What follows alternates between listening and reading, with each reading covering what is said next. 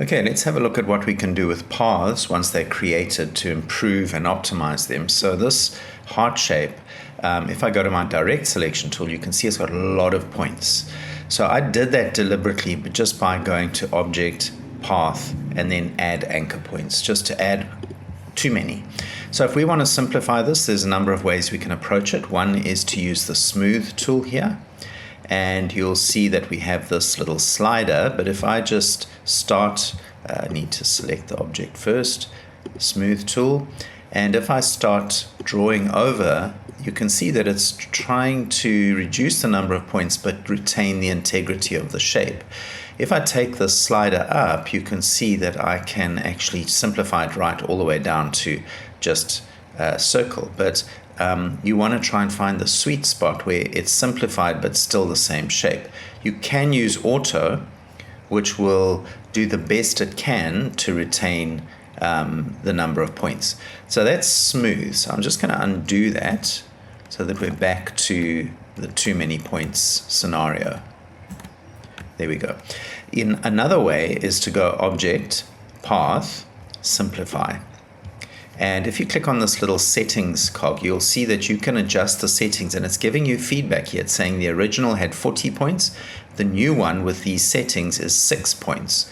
And what you want to do is you want to find the best possible results. So you can see now it's starting to lose its shape, so that's not good.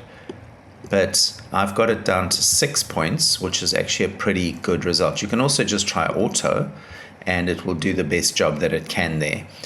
Okay, so that is simplifying or reducing the number of points. If we look at the Path Eraser tool, that's this one here. This one, and you don't use the tip of the pencil, you use the back of the pencil here. You can draw over a path to erase it. I don't particularly find this tool very accurate. It's kind of random as to which paths it's going to delete. If you want to be more accurate with deleting paths, I would suggest that you use your direct selection tool and you select the path and use this up here, which is remove. Sorry, select the point and then remove. Remove will keep it will rejoin the path. If I just press delete on my keyboard, it actually deletes the point itself.